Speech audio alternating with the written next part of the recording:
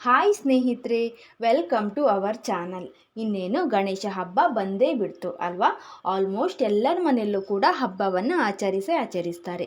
ಕೆಲವೊಬ್ಬರು ಮೂರ್ತಿ ಇಟ್ಟು ಆಚರಿಸಿದರೆ, ಇನ್ನು ಕೆಲವೊಬ್ಬರು ಅರಶಿನದ ಗಣಪತಿಯಿಂದ ಹಾಗೆ ಸಗಣಿಯಿಂದ ಮಾಡಿದ ಗಣಪತಿಯಿಂದ ಹಬ್ಬವನ್ನು ಆಚರಿಸ್ತಾರೆ. ಇವತ್ತಿನ ವಿಡಿಯೋದಲ್ಲಿ ಅರಶಿನದ ಗಣಪತಿ ಇಟ್ಟು ಯಾವ ರೀತಿಯಾಗಿ ಹಬ್ಬವನ್ನು ಆಚರಿಸೋದಂತ ನೋಡೋಣ. ಹಬ್ಬದ ದಿನ ಬೆಳಿಗ್ಗೆ ನಾವು ಸ್ವಲ್ಪ ಬೇಗ ಏಳಬೇಕಾಗತ್ತೆ. ಬೇಗ ಎದ್ದು ಮನೆಯೆಲ್ಲ ಗುಡಿಸಿ ಒರೆಸಿ, ಮನೆ ಹೊರಗಡೆ ಕೂಡ ನೀರು ಹಾಕಿ ಗುಡಿಸಿ, ರಂಗೋಲಿಯನ್ನು ಇಟ್ಟು ಮೊದಲಿಗೆ ಹೊಸ್ತಿಲ ಪೂಜೆಯನ್ನು ಮಾಡಬೇಕಾಗತ್ತೆ. ಹೊಸ್ತಿಲ ಪೂಜೆಯನ್ನು ಮಾಡಿ ನಾವು ದೇವರ ಮನೆಯಲ್ಲೂ ಕೂಡ ಎಲ್ಲ ದೇವರ ಫೋಟೋಗಳಿಗೆ ಅರಿಶಿನ ಕುಂಕುಮವನ್ನೆಲ್ಲ ಇಟ್ಟು ಹೂ ಇಟ್ಟು ದೇವರ ಮನೆಯಲ್ಲಿ ಮೊದಲಿಗೆ ದೀಪವನ್ನು ಬೆಳಗಬೇಕು. ನಾವು ಬೆಳಿಗ್ಗೆ ಬೇಗ ಅಂದರೆ ಬ್ರಾಹ್ಮಿ ಮುಹೂರ್ತದಲ್ಲಿ ಪೂಜೆಯನ್ನು ಮಾಡಿದರೆ ತುಂಬ ಒಳ್ಳೆಯದು. ದೇವರ ಮನೆಯಲ್ಲಿ ದೀಪವನ್ನೆಲ್ಲ ಹಚ್ಚಿ ಆಮೇಲೆ ನಾವು ಗಣಪತಿಯನ್ನು ಕೂರಿಸಬೇಕು. ನಾನು ಇವಾಗಲೇ ಒಂದು ವಿಡಿಯೋವನ್ನು ಮಾಡಿದ್ದೀನಿ, ಯಾವ ರೀತಿಯಾಗಿ ಅರಶಿನದ ಗಣಪತಿಯನ್ನು ಮಾಡೋದು ಹಾಗೆ ಯಾವ ರೀತಿಯಾಗಿ ಪ್ರತಿಷ್ಠಾಪನೆ ಮಾಡೋದಂತ. ನೀವು ದೇವರ ಮನೆಯಲ್ಲಿ ದೀಪವನ್ನೆಲ್ಲ ಹಚ್ಚಿ ಅರಶಿನದ ಗಣಪತಿಯನ್ನು ಪ್ರತಿಷ್ಠಾಪನೆ ಮಾಡಬೇಕಾಗತ್ತೆ. ಗಣಪತಿ ಪ್ರತಿಷ್ಠಾಪನೆ ಮಾಡುವಾಗ ಮೊದಲಿಗೆ ನಾವು ಅರಿಶಿನದಿಂದ ಗಣಪತಿಯನ್ನು ತಯಾರಿ ಮಾಡ್ಕೊಳ್ಬೇಕಾಗತ್ತೆ. ನಾನು ಇವಾಗಲೇ ವಿಡಿಯೋವನ್ನು ಮಾಡಿ ಹಾಕಿದ್ದೀನಿ, ಯಾವ ರೀತಿಯಾಗಿ ಅರಶಿನದ ಗಣಪತಿ ಮಾಡೋದಂತ. ಇಂಟ್ರೆಸ್ಟ್ ಇರುವವರು ಚೆಕ್ ಮಾಡ್ಕೊಳ್ಳಿ. ಗಣಪತಿಯನ್ನು ರೆಡಿ ಮಾಡಿ ಮೊದಲಿಗೆ ಒಂದು ಮಣೆಯನ್ನು ಹಾಕ್ಕೊಳ್ಬೇಕು. ಮಣೆ ಹಾಕಿ ಅದರ ಮೇಲ್ಗಡೆ ಒಂದು ರಂಗೋಲಿಯನ್ನು ಬಿಡಿಸಿ, ರಂಗೋಲಿ ಮೇಲ್ಗಡೆ ಅರಶಿನ ಕುಂಕುಮ ಹಾಗೆ ಹೂವು ಅಕ್ಷತೆಯನ್ನು ಹಾಕಬೇಕಾಗತ್ತೆ. ಇದಾಯ್ತಾ? ಇದಿಷ್ಟಾದಮೇಲೆ ಅದ್ರ ಮೇಲ್ಗಡೆ ಒಂದು ತಟ್ಟೆಯನ್ನು ಇಡಬೇಕು. ತಟ್ಟೆ ಇಟ್ಟು ತಟ್ಟೆ ಒಳಗಡೆ 5 ಹಿಡಿ ಅಕ್ಕಿಯನ್ನು ಹಾಕಬೇಕಾಗತ್ತೆ. 5 ಹಿಡಿ ಅಕ್ಕಿಯನ್ನು ಹಾಕಿ ಅಕ್ಕಿ ಮೇಲ್ಗಡೆ ಉಂಗುರದ ಬೆರಳಿನ ಸಹಾಯದಿಂದ ಓಂ ಹಾಗೆ ಸ್ವಸ್ತಿಕನ್ನು ಬರಿಬೇಕು.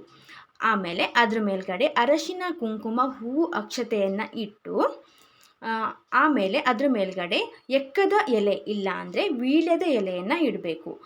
ವೀಳ್ಯದ ಎಲೆ ಇಲ್ಲ ಅಂದರೆ ಎಕ್ಕದ ಎಲೆ ಆದರೂ ಪರವಾಗಿಲ್ಲ, ಯಾವುದಾದ್ರೂ ಒಂದು ಇಟ್ಟು ಅದರ ಮೇಲ್ಗಡೆ ಗಣಪತಿಯನ್ನು ಕೂರಿಸಬೇಕು. ಗಣಪತಿಯನ್ನು ಕೂರಿಸಿ ಆದಮೇಲೆ ಗಣಪನಿಗೆ ಕುಂಕುಮವನ್ನು ಹಚ್ಚಬೇಕಾಗತ್ತೆ.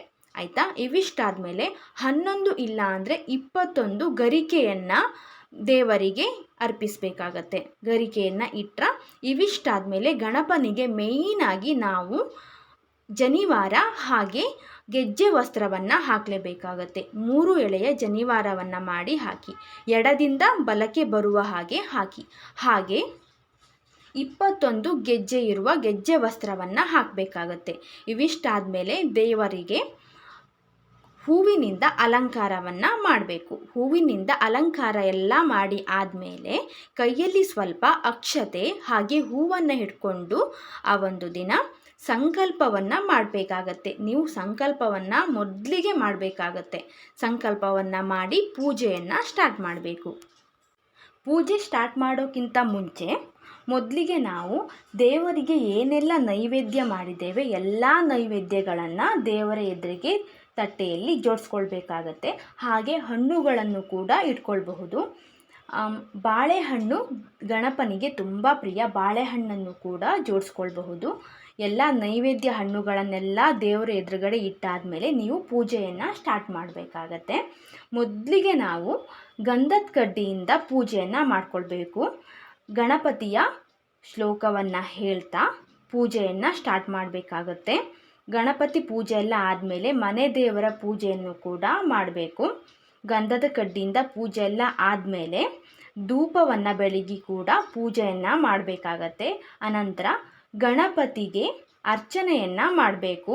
ಅರ್ಚನೆ ಮಾಡುವಾಗ ಅಕ್ಷತೆ ಇಲ್ಲ ಅಂದರೆ ಹೂವಿನಿಂದ ಅರ್ಚನೆಯನ್ನು ಮಾಡ್ಕೊಳ್ಬಹುದು.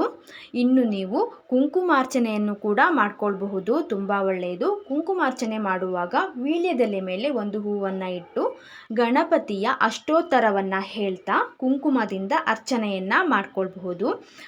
ಹಾಗೆ ಅರಶಿನದ ಗಣಪತಿ ಇಟ್ಟಿದ್ರಿಂದ ಪಂಚಾಮೃತಾಭಿಷೇಕ ಮಾಡಲಿಕ್ಕೆ ಆಗಲ್ಲ.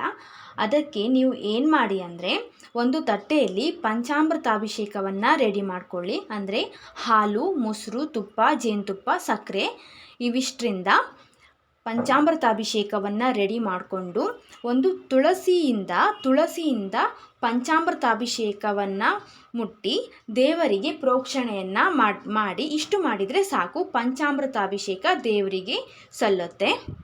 ಇನ್ನು ವ್ರತ ಮಾಡುವವರು ವ್ರತದ ಪುಸ್ತಕವನ್ನು ಓದಲೇಬೇಕಾಗುತ್ತೆ. ನಾವು ಖಾಲಿ ಪೂಜೆ ಮಾಡ್ತೇವೆ ಅಂದರೆ ಪರವಾಗಿಲ್ಲ. ಇವಿಷ್ಟು ಆದಮೇಲೆ ನಾವು ದೇವರಿಗೆ ಇಟ್ಟ ನೈವೇದ್ಯವನ್ನೆಲ್ಲ ಪ್ರೋಕ್ಷಣೆ ಮಾಡಬೇಕಾಗತ್ತೆ. ನೈವೇದ್ಯ ಪ್ರೋಕ್ಷಣೆ ಆದಮೇಲೆ ಕೊನೆಯದಾಗಿ ಏನು ಮಾಡಬೇಕು ಅಂದರೆ ಒಂದು ಕಾಯಿಯನ್ನು ಹಿಡ್ಕೊಂಡು ಸಂಕಲ್ಪವನ್ನು ಮಾಡಿ ಕಾಯಿ ಒಡೆದು ದೇವರ ಎದುರುಗಡೆ ಇಡಬೇಕು.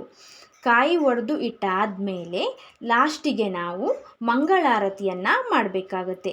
ಇಷ್ಟು ಮಾಡಿದರೆ ಪೂಜೆ ಕಂಪ್ಲೀಟ್ ಆಗುತ್ತೆ. ಇನ್ನು ಸಂಜೆ ಕೂಡ ಸೇಮ್ ಹಾಗೆ ದೇವರಿಗೆ ಗಂಧದ ಕಡ್ಡಿಯಿಂದ ಹಾಗೆ ಧೂಪದಿಂದ ಪೂಜೆಯನ್ನು ಮಾಡಿ ಸಂಜೆ ಪುನಃ ಒಂದು ಕಾಯಿಯನ್ನು ಒಡೆದು ಮಂಗಳಾರತಿಯನ್ನು ಮಾಡಬೇಕಾಗತ್ತೆ. ಬೆಳಿಗ್ಗೆ ಇಟ್ಟ ನೈವೇದ್ಯವನ್ನೇ ಸಂಜೆ ಕೂಡ ಇಟ್ಟು ಪೂಜೆಯನ್ನು ಮಾಡಬಾರ್ದು. ಸಂಜೆ ಪೂಜೆ ಮಾಡುವಾಗಲೂ ಕೂಡ ಬೇರೆ ನೈವೇದ್ಯವನ್ನು ಇಟ್ಟು ಪೂಜೆಯನ್ನು ಮಾಡಬೇಕು. ಇನ್ನು ಮುತ್ತೈದೆಯರನ್ನು ಕರೆದು ನಿಮ್ಮ ಮನೆಯಲ್ಲಿ ಬಾಗಿನ ಕೊಡುವ ಪದ್ಧತಿ ಏನಾದರೂ ಇದ್ದರೆ ಬಾಗಿನವನ್ನು ಕೊಡಬಹುದು. ಇಲ್ಲಾಂದರೆ ವರಮಹಾಲಕ್ಷ್ಮಿ ದಿನ ಯಾವ ರೀತಿಯಾಗಿ ಅರ್ಶಿನ ಕುಂಕುಮ ಕೊಟ್ಟು ತಾಂಬೂಲ ಕೊಡ್ತೇವೆ ನೋಡಿ, ಅದೇ ರೀತಿಯಾಗಿ ಕೂಡ ಕೊಡಬಹುದು. ಮುತ್ತೈದೆಯರೆಲ್ಲ ಬಂದು ಹೋಗಿ ಆದಮೇಲೆ ದೇವರಿಗೆ ನಾವು ಕೆಂಪಾರತಿಯನ್ನು ಮಾಡಬೇಕಾಗತ್ತೆ.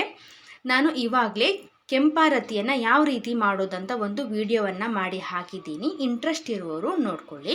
ಕೆಂಪಾರತಿ ಎಲ್ಲ ಮಾಡಿ ಆದಮೇಲೆ ದೇವರನ್ನು ವಿಸರ್ಜನೆ ಮಾಡಬೇಕಾಗತ್ತೆ. ಇನ್ನು ವಿಸರ್ಜನೆ ಯಾವ ರೀತಿಯಾಗಿ ಮಾಡೋದಂತ ನೋಡೋದಾದರೆ ಗಣಪನನ್ನು ಈ ರೀತಿಯಾಗಿ 3 ಸರ್ತಿ ಅಲ್ಲಾಡಿಸಿದರೆ ಸಾಕಾಗತ್ತೆ. ಒಂದು ಪಾತ್ರೆಯಲ್ಲಿ ಸ್ವಲ್ಪ ನೀರನ್ನು ಹಾಕಿ ಗಣಪನನ್ನು ಮುಳುಗಿಸಿ ಅರಶಿನ ಎಲ್ಲ ಕರಗಿ ಆದಮೇಲೆ ಗಿಡಕ್ಕೆ ಹಾಕಬೇಕು. ಹಾಗೆ ದೇವರಿಗೆ ಅರ್ಪಿಸಿದ ಗೆಜ್ಜೆ ವಸ್ತ್ರ ಹಾಗೆ ಜನಿವಾರವನ್ನು ಎಲ್ಲೆಂದರಲ್ಲಿ ಬಿಸಾಕುವ ಹಾಗೆ ಇಲ್ಲ, ಗಿಡಕ್ಕೆ ಹಾಕಿದರೆ ಪರವಾಗಿಲ್ಲ. ಹಾಗೆ ಅಕ್ಕಿಯನ್ನು ನೀವು ಅನ್ನ ಮಾಡಿ ಊಟ ಮಾಡಬಹುದು, ಇಲ್ಲಾಂದರೆ ಸಿಹಿ ಕೂಡ ಮಾಡ್ಕೊಳ್ಬಹುದು. ಹಾಗೆ ದೇವರಿಗೆ ಒಡೆದಿರುವಂತಹ ಕಾಯಿಯನ್ನು ಕೂಡ ಹಾಗೆ ಸಿಹಿ ಮಾಡಿ ತಿನ್ನಬಹುದು. ಈ ವಿಡಿಯೋ ನಿಮ್ಮೆಲ್ಲರಿಗೂ ಸ್ವಲ್ಪನಾದರೂ ಯೂಸ್ಫುಲ್ ಆಗಿದ್ದರೆ ಪ್ಲೀಸ್ ಒಂದು ಲೈಕ್ ಮಾಡಿ. ಹಾಗೆ ನಮ್ಮ ಚಾನಲ್ಗೆ ಹೊಸಬರಾಗಿದ್ದರೆ ಪ್ಲೀಸ್ ನಮ್ಮ ಚಾನಲನ್ನು ಸಬ್ಸ್ಕ್ರೈಬ್ ಮಾಡಿಕೊಳ್ಳಿ.